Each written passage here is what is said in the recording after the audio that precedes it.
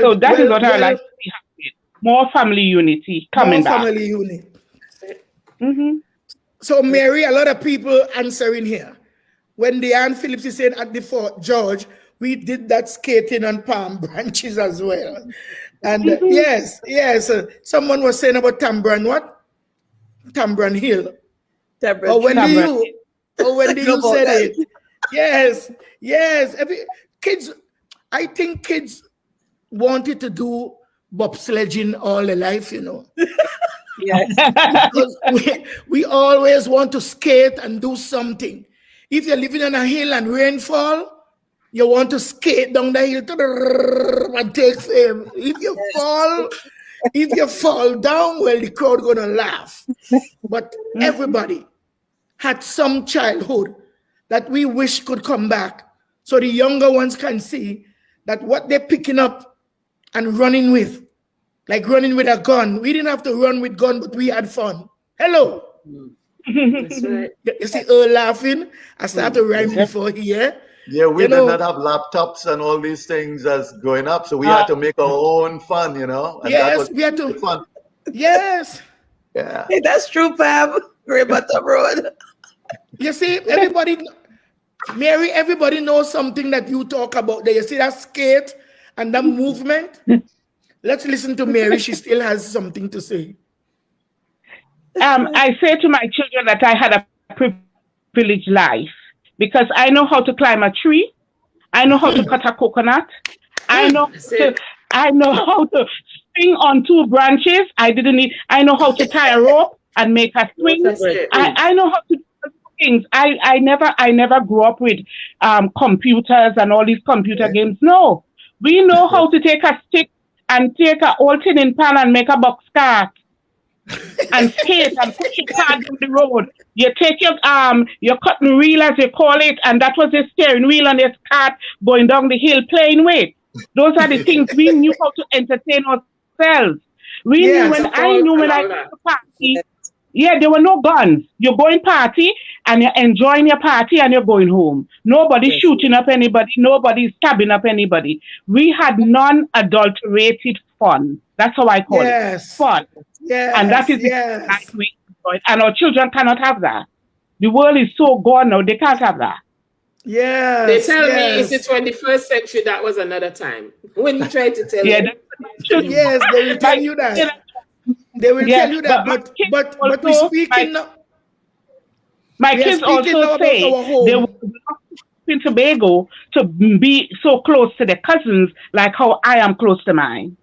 Because they don't have any cousins here that they're that close to.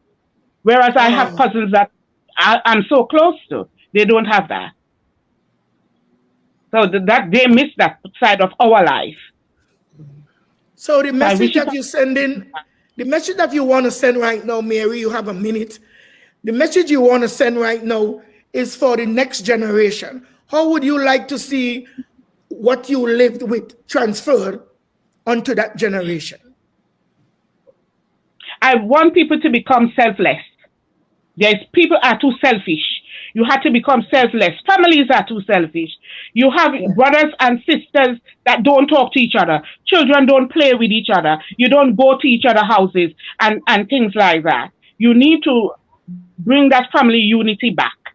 Because a lot of it is what is causing half of the problems in our society. Children are strained. They have nobody else to guide them. And if you have a family unit where everybody comes together, you come together and you pray. Because my mother was a big stickler for praying. Everybody had to pray. Everybody had to read the Bible. Everybody had to know how to pray. No matter if you're just a friend child passing, you have to pray. We all prayed together. Everybody had a Bible verse to read. Everybody had a time to pray. So everybody learned something. And it's good when you have a big extended family. So that is what I like. Take into consideration people bringing friends. Friends in the parents' house. Parents going to church. The child going to church, but the friend not going to church. You can't be my child friend. You can't come to the house. That's how not in my mother's house. You can't come to that house. You can't come there and spend no time. Yeah, she will tell you when you come with your church clothes. Walk with your church clothes. I know That's that. right. Yes. Because birds of a feather. Hello, finish it, people. Flock together. Flock together. together. Together. Thank you so much, Mary, for your contribution. I know you want to go on more, but I have to stop you here now. Mary, what you said was so deep, especially with the family unit and how children used to enjoy their personal recreation, and how some children wouldn't go out and play until they hear other voices outside. Mommy, are you ready to go? Are you ready to go? Or you hear the whistle from someone your friend. Yep. You start to receive the signal from somebody outside there. Or you start to hear a ball begin to. It's time for morale, you know. Yes. Right? Yes. Yeah, You the have to get the signal. that's the signal to go outside. So you rushing to do everything you have to do in the house to get ready for what? Outside. Yeah. So good afternoon again to everybody who joined in the live. We are going to hear from Avanell Hazel. Avanell, tell us about your 3 villages. You can choose one, but you have 3 minutes. Oh man. So for me, like I said, my navel string is in 3 different villages. Grew up in Speyside, grew up in Dallaford, and dipped my toes several times in Roxborough. And for me, as much as I love my little peace and quiet on Speyside Hill, and there's nothing you can change about that, Dallaford has always been my heart. There's just something about the community of feeling in Dallaford that a child you can't get away from. You grow accustomed to your neighbors, discipline, in love. And for me, the things that I remember was, going to Catholic school, or we used to have the fair up at the Catholic school. And then sometimes, like every Saturday, our family knew every Saturday somebody was cooking palau, somebody was cooking roti, somebody was making stew chicken, somebody was making dumpling. Our entire family, and anybody knows my family, know I come from a very large family. It was food for days. And we our entire Saturday down on Kings Bay, every single Saturday. And my great-grandmother, her home was the home where everybody came to and just, come together as a family. Everybody was there, from first cousin, second cousin, pumpkin vine family you don't know what's family, just absolutely everybody felt the need to come to Madeline McKenna Duke House and just converse. The parents coming together, they're baking bread. But you know what is the best memory for me? Wedding or wake time in our village. When a wedding was called in the village, it wasn't their wedding, it was our wedding.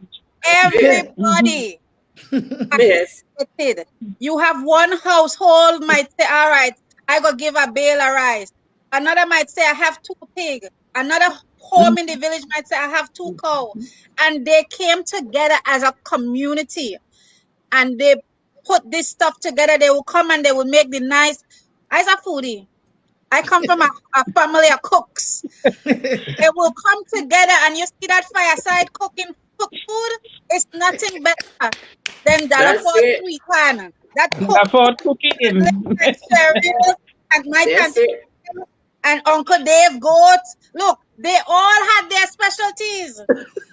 They all had their specialties. Was the one who could cook the goat and the one who could cook the rice, and you couldn't do it better than them. And while they're cooking for everybody else, you have somebody already cooking for the people who cooking in the yard. They have their tripe soup. They're making soup with tripe and fish broth, different things. Yaba. And they're baking the bread. Yes, yaba.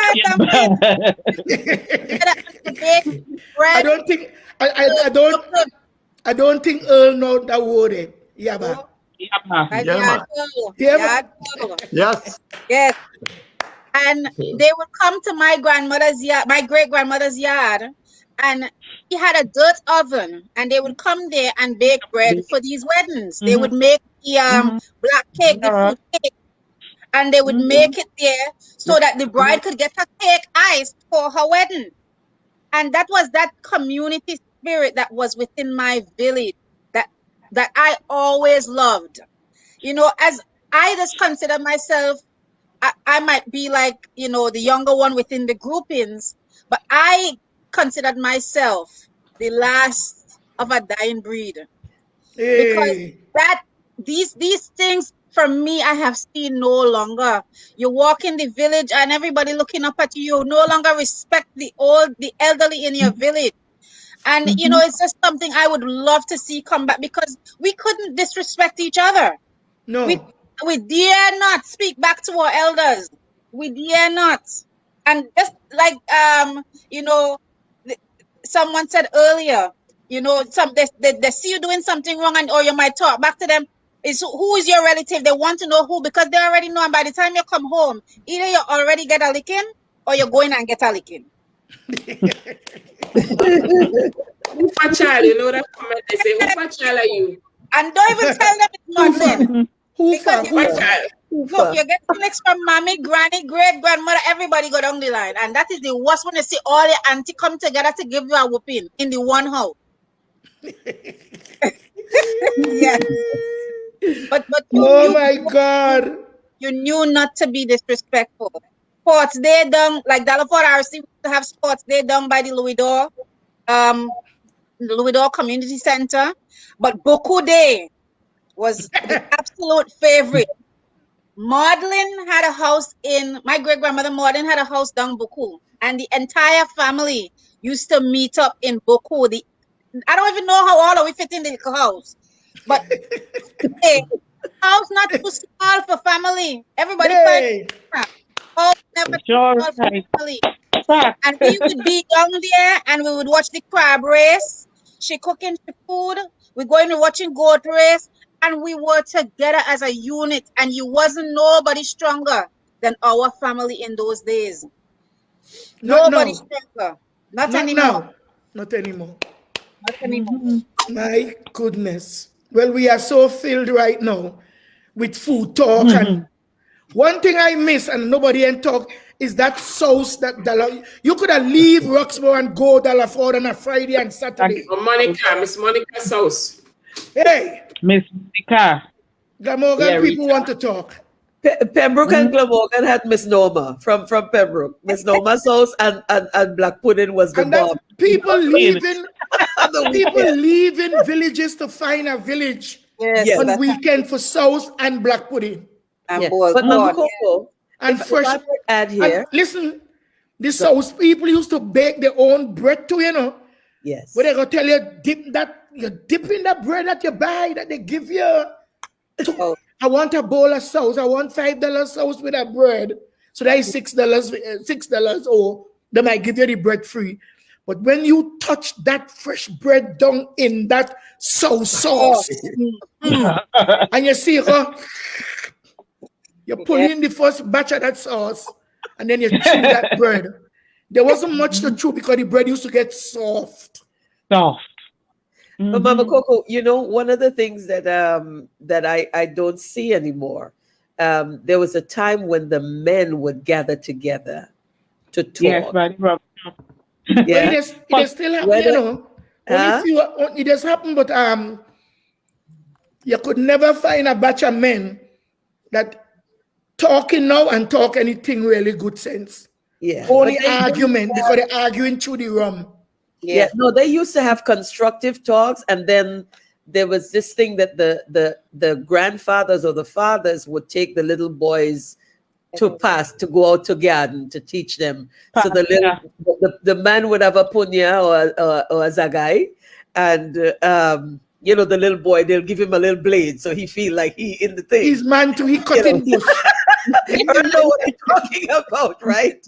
Yes. But this was, I think this was a very important practice, that it was actually a training for these young men, that they could see the older men were showing them how to do gardening, how to, and when they were walking with these boys, because I remember my uncle, one of my uncles would walk with one of his sons, and they would be talking grown-up stuff.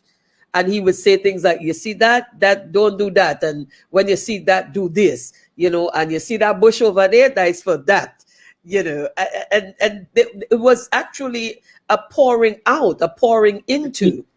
And I think that's one of the things that has been missing, that there's no pouring into. It's kind of like the anointing. Once you're anointed, you got to find a vessel to pour it into. You know, Yes, Elijah had to pour out. He couldn't leave with that. See, I'm getting all churchy here. Couldn't That's leave right. with it, so he had to pour it into Elisha. See, so it's the knowledge, the wisdom still has to be poured out. We can't die with it. We have to pass it, and I think that's where we're suffering. That we have to pass on the traditions, because we forget this little part of the Bible. Because we have another question here, and we got to get to that question. Yes. But then, as the Bible said, you know, the Lord is my shepherd, and you what? You shall not want. Yes. You shouldn't be lacking of anything, because the old man will go with his children to the garden, and he go tell you, see that? That's the pit there. That's good for blood sugar. It's good for when men business can't come up to par. It need no serious, you know.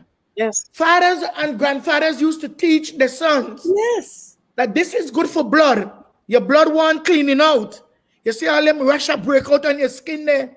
Your blood need cleaning. You see, you see this is for eyes. Yes. So long ago, older people never used to go garden with their children just for garden's sake.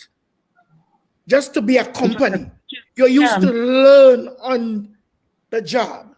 Yeah. What to do in the future. What to use this bush for. Make a poultice. Pong it up with some flour. Pong that up with some flour. Put it on a piece of brown paper. Put it across your swelling. Like I wake up with a little swelling on my forehead because of the head tie I wear yesterday. You know, I'm kind of soft, you know, and I'm kind of gentle. You know, my skin, you know. Long ago, if you wake up with that, by the time 12 o'clock, that bump gone, you know. Yes. Yeah. Some wonder the whole bush, wonder the whole leaf and a piece of soft candy. No, or a big old penny. Penny. And you rest the penny there with a copper. No, we laughing. But the penny make from copper. They're selling copper bracelet. They're selling copper this for pain. You put a copper on that and tie it down with a little bit of lard. Mr. Lard. Not cooking, eh? Long time hunk of lard. No, Mr. Edwards, can I get a hunk? What you want? A ounce of lard and an ounce of salt butter. That is how we grow up. Nowadays, people are going to buy whole margarine, whole cooking. Can't believe it's not butter. Yes. Can't believe it's not butter. But then if it's not, what is it really? Touch it and it will spread. Hello. And then you used to wash the butter to make the cake. You have to Yes. You know, if you don't wash that butter good, you can't eat the cake, you know. Salty. So the cake gonna be too salt. Ladies and gentlemen, we want to thank you for this first part of our life. Our second part of Earl, Mary, Avanell, Joanne, and Pastor Dr. Wen. Food security, economic diversification, infrastructure, education, water and electricity, high-speed internet. What needs to be Tobago's top priority?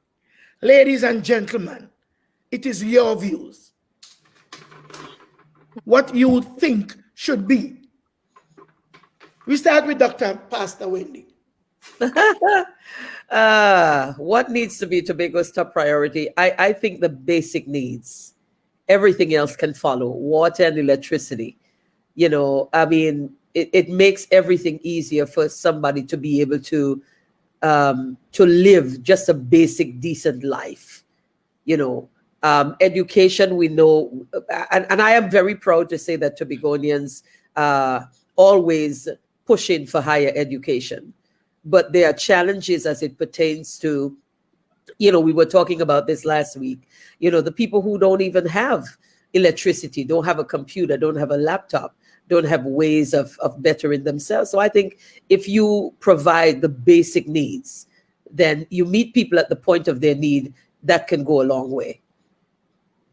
Then after that, of course, you want to make sure that they have food to eat, in that order, and make sure that after that comes education and of course, infrastructure and so on. But I believe that water and electricity can help, the people to go a long way. It can make a big difference. I can speak about myself, having to take time to go and travel way down Richmond River to fill up 2 barrels before I could even get ready for school. So we didn't see healthcare there. I think the doctor missed out on healthcare. So that you guys can mention it also, but is economic diversification. What? Yeah. So you answer water and electricity. The basic needs. We could basic needs that can make a big difference. So Joanne, what do you think of all these? Okay. I would say food security and economic diversification, because you need food. I mean, food security, water, in that order, economic diversification, because without food, we can't live and we won't be able to enjoy the education and the electricity. And as they say, water is life. And water is a thing that they are going to say will be one of the wars that will be fought because of water. So I think it's important to settle up our food, and that will be coming in terms of planting more, not just the local people, because when I look at the United Kingdom and the United States and Canada, for example, it doesn't mean that all the citizens there are planting, right? Because people obviously look at other careers. So I think we have to be looking at bringing in fresh blood to try and help us to grow that food that we need, and so that we can have the amount of food we need produced, because local people alone don't want to be growing food as we used to know it. Tobago then had a smaller population, so it did work, but we need to diversify. So economic diversification, because that will increase job opportunities. It will have probably more equitable in terms of, because if you're economically diverse, you're looking at growing various crops. You're looking at raising certain animals. You're looking at not just overfishing or just fishing in the sea, finding another way to produce fish, because you can do that in fish tanks and things like that. So that's all, so that we can have the food that we need. And so that's where we need the fresh blood, people with new ideas who can help Tobago and the people of Tobago to add to what they already know to ensure that we can have the food security. And I think in terms of water, we do have Wassa, but I also look at some of the rivers we still have. I grew up in Delaford, and the water I drank until I left home 27 years ago. That was the water I was drinking. I never got sick. And I also think about whether or not government has its own water and sewage supplies. We can also look at the rivers and bottle our own water. So it's a matter of training people and showing them how they can still use that river in Louisdor, Delaford, and purify the water so that we can supply as well. It's a means of employment. So yeah, I think that's where I would say that's where I will go in terms of answering that question. So what you just said there, you mean that we should have private companies doing bottling water besides Wassa? No, I don't think so. I think people can do that if they are trained. You don't necessarily have, private companies, yes, formed from the Tobago community. If they know how, if they're trained to do it, they can do that. Why not? You are not saying to privatize water. You are saying that we should have more than Wassa doing water distribution in Tobago. Yeah. Instead because of Wassa the rivers alone. are there. They're still there. We can process it.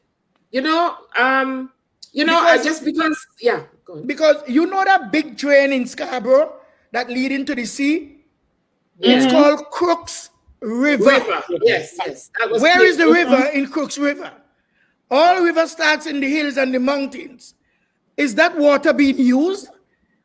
They dam that water We want to know. You see, we don't know our history. That's a river there. I know. I see a little bit of water running out, isn't it? Yeah. It looks like a canal, but it's not a canal. There is a riverhead. There is a reservoir somewhere. That place is called what? We're not gonna. That will be another live, okay? But that is called what? Crooks River. Yeah. We're moving to the man now because I want to add something for him also. Because, you know, Canaan Bonaccord have a serious problem, Crown Point, where they don't have proper sewage. You know that, Earl Henry? Yeah. Well, this question is yours, and you have that answer to bring in, whatever you choose. Okay, I agree. I agree in essence with everything that the two contributors have said before me relative to the top priority, of course, food and water. But I think right now Tobago needs economic diversification. Yeah. And I think the focus should be investing in support for small businesses, investing in agriculture, and investing in tourism. These three areas, I think, if our government should invest, Tobago has so much to offer. And when I look at islands, like-sized islands like Tobago, St. Vincent, and Antigua, and you see how much more developed they are and how much more economically diverse they are. And I'm wondering, why can't Tobago be that way? Why can't the government of the unitary state of Trinidad and Tobago invest in Tobago? There need to be some investments. Once we diversify the economy, people will have jobs. Once people have jobs, first. People have jobs, there'll be more money flowing. And of course, if we invest in agriculture, and which we used to at one time, as a matter of fact, we all know that Tobago was the food basket of Trinidad and Tobago, right? It no longer so. I understand people now go down to Trinidad to buy food to bring up to Tobago to sell. I mean, we got to get away from that. We got to get back to, we have to encourage our government to invest in agriculture.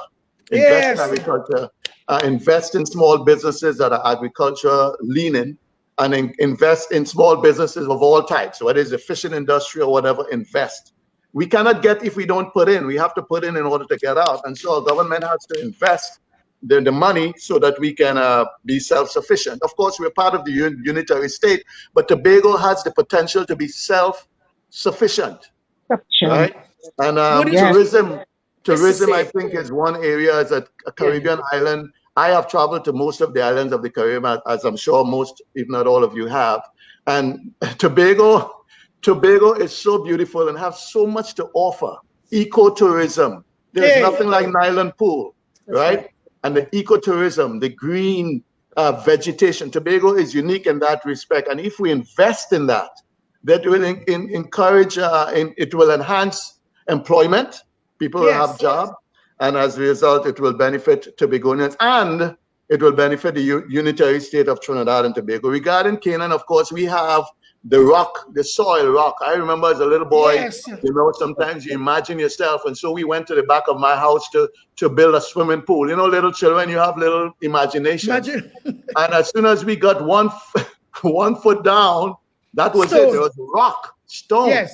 And so that is one of the drawbacks relative to, you know, building soakaways and all these things as it relates to sewage. That has been a drawback. But that is not too big a situation that can be resolved. We just have to invest. We got to invest.